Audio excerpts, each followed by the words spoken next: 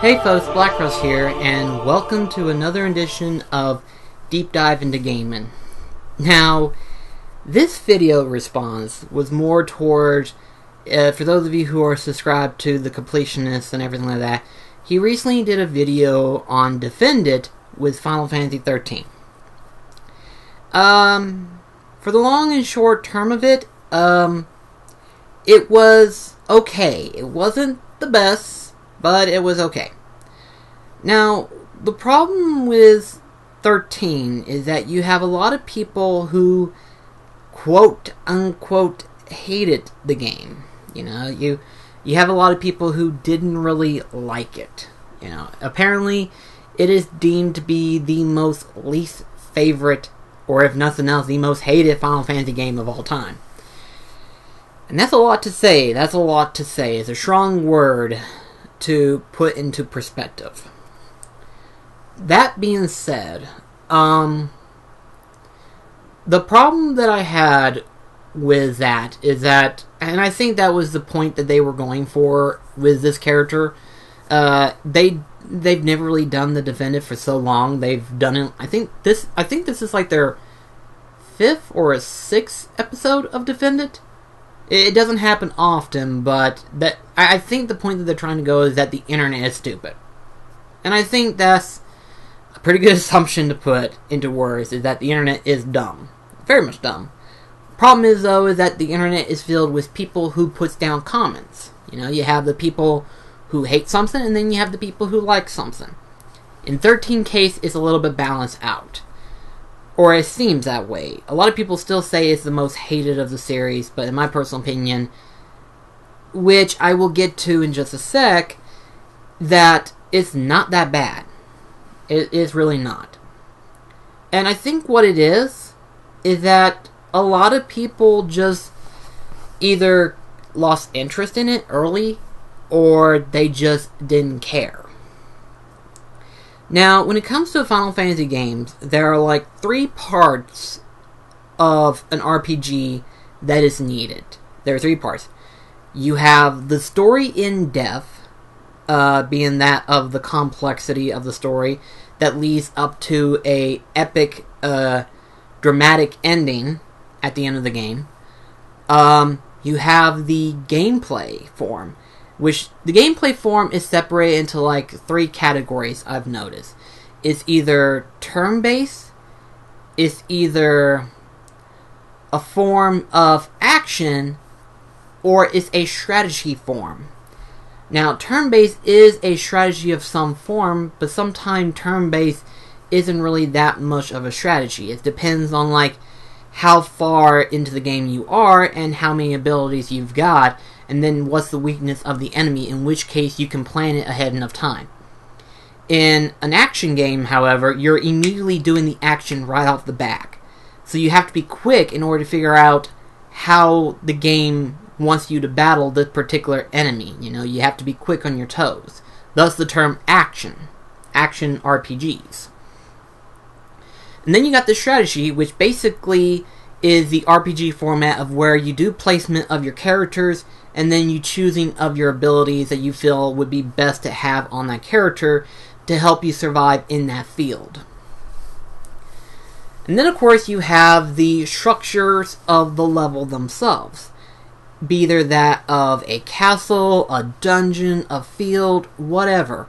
The structure of a level is crucial based on the game performance. 13 does all of that, but to some people it's in the worst way. For example, first part of the actual Defend It video, it was basically stated that it was a hallway. A straightforward hallway from point A to point B. Let me ask you something though. What video game doesn't have that? Kingdom Hearts technically has that, to a certain extent. Now, some people may have different opinions on that, but Kingdom Hearts does have a hallway form of gameplay. And I say it has a form of hallway is because of that in the previous entries. You know, you have the individual map itself that takes place in, like, multiple maps. You know, you have, like, for example, in the world of let's see, what game can I pull out? Oh, here's one. In the realm world in Kingdom Hearts 2 of the Savannah, being that of the Lion King's world, it is took up into a bigger map, but it is kind of a branching hallway.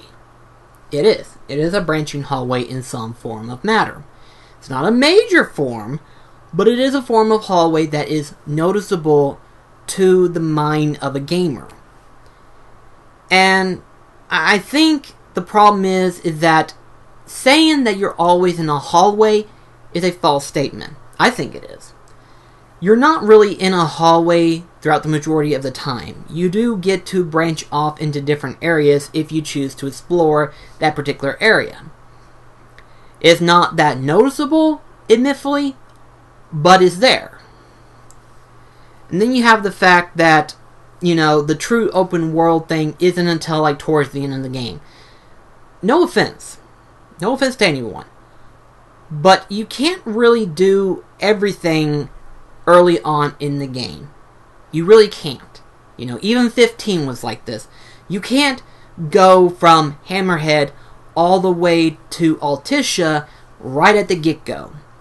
Because certain parts of that landscape is locked off from you. The point is that if you make a level or world into a hallway, but you make it feel like it's an open world, then it doesn't feel like a hallway. It feels like it's a little bit more open. The point is you have to cleverly make it seem open world. And in 15's case, yes, it does it in a failed perspective, but it doesn't do it in the worst way. There are way older games that have come out before that one that it does feel like a hallway, and it doesn't execute brilliantly. It doesn't try to blend it in, and it doesn't try to fool you into thinking this is an open world game, as instead it's a straight downward hallway. In 13's case, you know, Record, it isn't that massively open, but it is open to a certain extent to where you can actually go into different directions of exploration. You know, there will be times that you'll see a treasure sphere behind a rock, and you have to figure out how to get around that rock in order to get to that sphere treasure. There will be times that they'll be on a ledge that you can see, and you have to hop on that ledge in order to get to it. You know, certain things like that. They may not be complex, but they are there. Another thing, too, that was brought up as well was the fact that, you know, the gameplay is trying to advance. And one of the things that I hated about what this video did was that the internet used 15 as an example of what 13 was bad at. There's a problem with that, though. The titles themselves. 13, 15. 13, 15. You're comparing a new and improved game from an old game that came out years ago. And I say this because Versus 13 was advertised as 13 came out. And Versus 13 was 15. You see the problem there? You see the problem? 13 came out first, comparing an old to a new, saying that the new was better than the old should be an obvious assessment. Of course it's going to be better. You have to look at the game as to how it improved from beforehand. And Gerard used an example of like Final Fantasy, what was it, Final Fantasy 4, I think they said? Final Fantasy 4. basically Final Fantasy IV was like the first game to introduce the Actionbar, the ATB bar, which basically is a time bar to let you know when your characters can attack. And it's been there for years, for a Final Fantasy game. It's been there for years. Because it went from a traditional turn-based game to a little bit more of a faster-paced turn-based. So in other words, you have to be quick on your actions and you can't think that long, because otherwise the enemies will attack you instead while you're thinking. So, in that form of progression, has 13 done better? To a certain extent, yes. And I say to a certain extent because you're comparing 4 to 13. Now compare 12 to 13.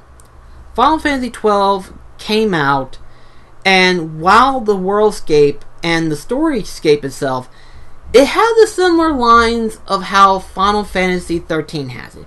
You know, you have these branching hallways, you have characters that are interesting to a certain degree, minus Ven, you know, or is it Vaughn? Vaughn, I don't know. I call him Ven, but it's pronounced Vaughn apparently, because of the 2 A's. Seriously, why 2 A's? But aside from that, you know, you have the gameplay itself. Now, 12, it has that sense of action, but because of the gambit system, it still feels like a traditional Final Fantasy game in some form of way. Now, you don't hear people complaining about 12, by no means, no. No one's really complained about it. In 13's case, you look at 13 and then you look at 12, and you realize what the problem is. You have 12, which had its gameplay out into an open scape. In 13's case, when you run into a group of enemy, you're basically put into this, like, I suppose, a box room, I suppose you could say. It's not really a box room, but it feels like it is a box room. And you're basically either choosing your action or auto-attack to an enemy. Now, depending on the certain circumstances, you can either scan the enemy or have auto-scan to where you automatically know how to fight the opponent and everything like that. Now, depending on how it goes, you can either choose to regularly attack and it'll choose just to attack only. Or you can scan the opponent and the auto-attack will change based on, like, how the attack should be played. You know, sometimes they'll do that. For example, there is the Commander, which is attack only settings, and then you have the Ravager, which use basic spells like Fire, Blizzard, and Thunder. So, if you have a Ravager with you, they can use different spells, and depending on the spells that they are weak against, they will use that particular spell. If they have not scanned it at all, then they'll use a random spell, and sometimes that spell will either heal them or hurt them, you know, better or worse. If it heals them, the automatic generator knows not to use that spell because it heals them. Now, if there was a point to where it does double damage, then the computer automatically knows that, hey, this is a spell that's more effective. Let's use this. That's basically the auto-attack system itself. Now, you can choose different abilities and stuff. As you get further into the game, you can choose different abilities, choose different attacks and stuff, to where you can mix it up a bit. But some people don't go that far as to do that. They just go for the auto-attack and change out the different classes here and there, because it has that, I think it's called Pilgrim, something like that. I forgot what it was called technically, but yeah, it has that system to where you can change their job system from where it was like Medic to Commando to Sentinel to Ravager, and so on and so forth. Point is that the gameplay, while it isn't as great as 12's, it did change up the formula in some form of way. So when you compare it to 12, it is noticeable. But when you try to compare it to, like, 4, it was definitely clear that 13 would be better because of how advanced it is. Now, compare it to 12, and you can start to see a little difference of how different it is and how 12 might be better than 13. And I think that's what should have been done, is to do what was done beforehand. They compared another favorite title, like 4, and compared it to 13. So obviously, because of how old 4 is, and compared it to 13 of how new it was compared to that one, obviously it's going to look better. My point is that Defended didn't really do a good job representing what was necessary. Like, if it was an actual court, if it was an actual court. Which, if it was an actual court, and we were defending games, I don't think it was this. I'm just saying, I don't think it was this. But the thing is that 13 isn't as bad as what people say. And I'm going to go into detail, and I may be branching off from the main subject, but if you keep up with me, you'll get what I'm saying. Before 13, there was another game that I thought was the worst Final Fantasy game of all time. That would be Final Fantasy VIII. Now, I thought 8 was a poor job of a Final Fantasy game. A poor job. Because as I was trying to play through 8, I was only hiding behind my summons, my Guardian Force, in order to protect myself. Because when you summon a Guardian Force, you actually have their HP bar in front of yours. So the Guardian actually takes in the hits rather than you. So in that instant, you're always summoning the Guardian Force to protect you. And by doing that, you're not only protecting yourself, but you're also having a chance to attack the opponent while your summon is being loaded onto the field to do a massive damage to the opponent. I used it all the time, constantly. As for the draw ability, I rarely used it because I didn't really see any reason for why I should waste a turn to draw magic in. Rather, instead, I could use that turn to do massive damage to my opponents by attacking them, if you get my point.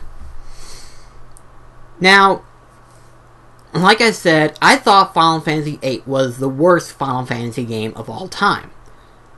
Years later, I actually had a friend who replayed 8, and he was telling me that it was actually really good, and I was like, wait, 8? Isn't that the one with the Guardian Force? And he was like, yeah. And I was like, no it ain't, it's the worst game. He was like, what are you talking about? So we sat down and I told him what happened. And he says, you didn't really play it the way that it wanted you to play. And I'm like, what do you mean? Apparently, there are some Guardian Forces that can help you improve in terms of status.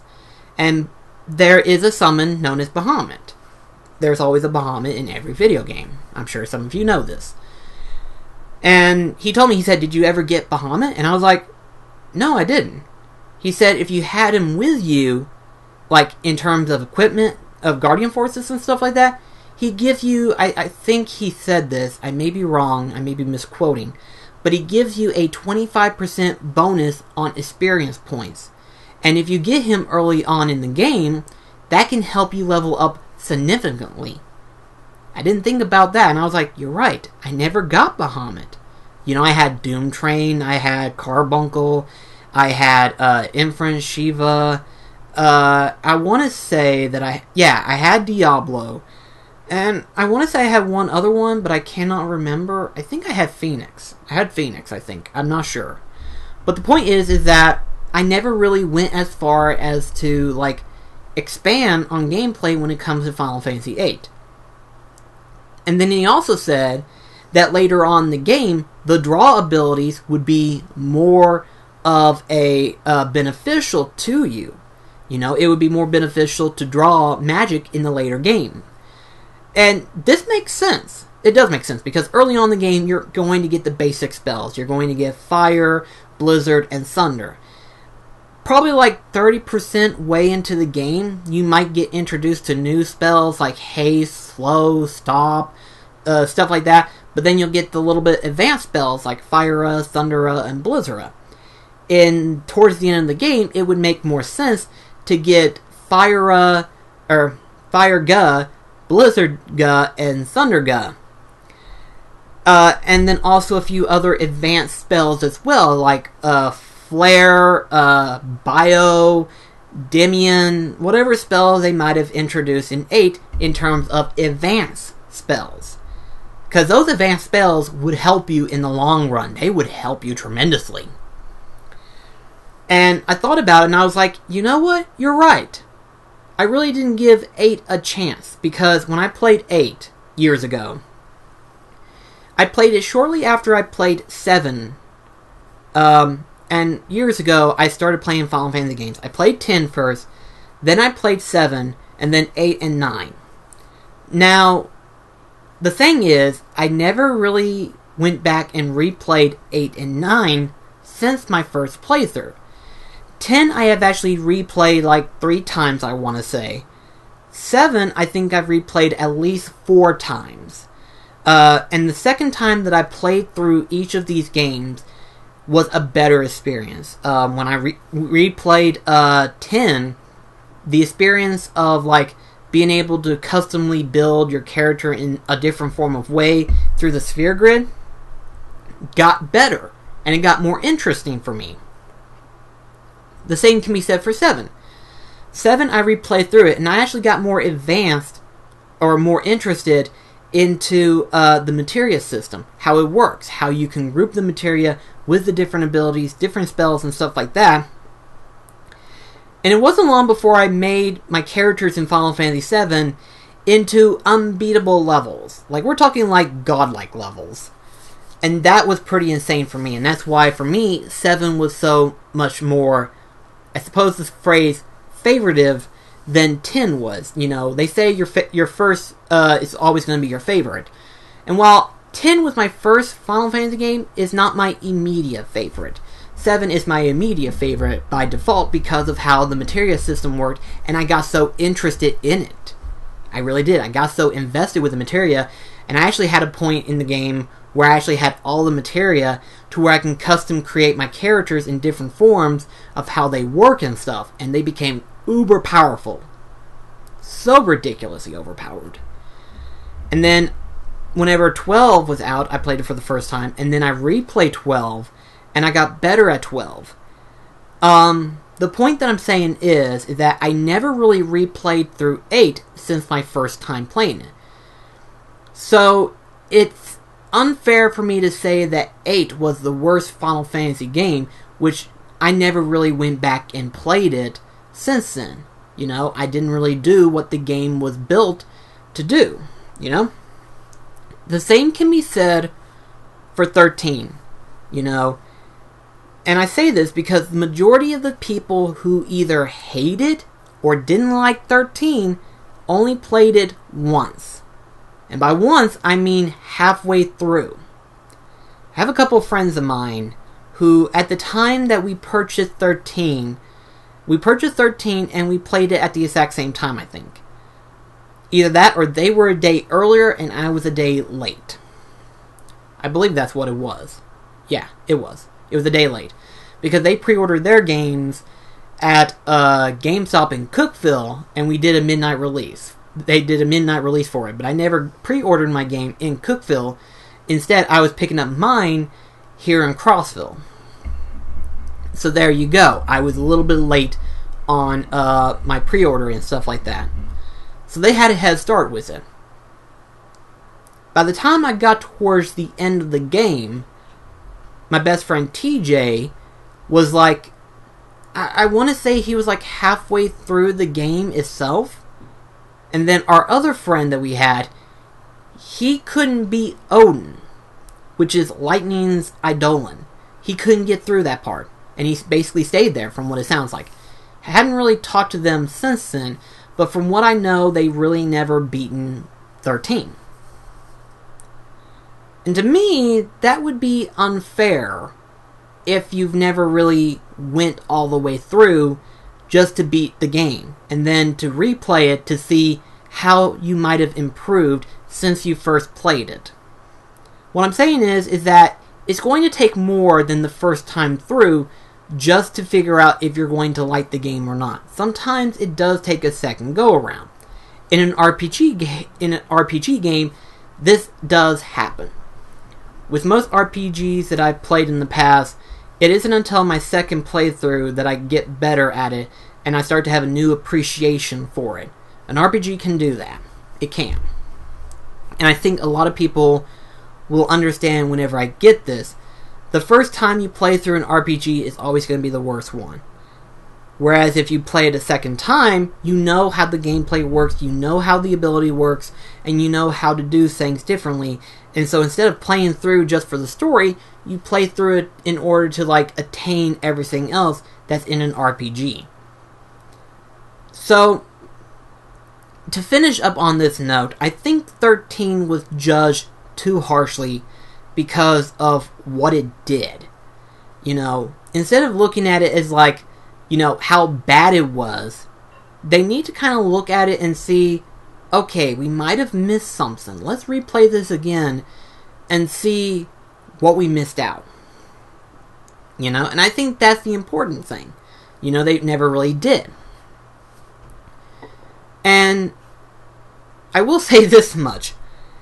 The first one is not bad in comparison to the sequels. I will say that much for sure. 13-2 was shit. Very much so. Lightning Returns wasn't bad. The only problem is you have that problem of where you have to play through 13-2 in order to play Lightning Returns. So it's sort of like, the series isn't bad, but in terms of like what it did afterwards, not that better either. So, like I said, 13 isn't that bad. It really is not. And if you've never played 13, I highly recommend you to at least try it and see what you think, you know? Give your own opinions. Don't just push it back because other people say it was garbage. Play it for yourself and see what you think. You know, you would be surprised as to how many people say that this was pretty good compared to how many people say it was bad. So, ending quotes, play through 13, and let me know what you think in the comments below. Let me know what you think. Again, Gerard did the definitive video, and I thought to myself, I was like, you know what? That makes me motivated to do another deep dive into gaming and talk about 13 for myself, you know? Which is kind of weird, because I never thought that I would be motivated to talk about 13, whereas other Final Fantasy games, I feel comfortable talking about it a little bit more in depth. But in 13 case, I wanted to kind of like do my own defend it, I suppose you could say. Do my own defend it, and kind of explain why 13 shouldn't be as neglected as what people say. So anyway though, thank you so much for watching, and I'll see you in the next video. This is BlackCross signing off. Take care, guys.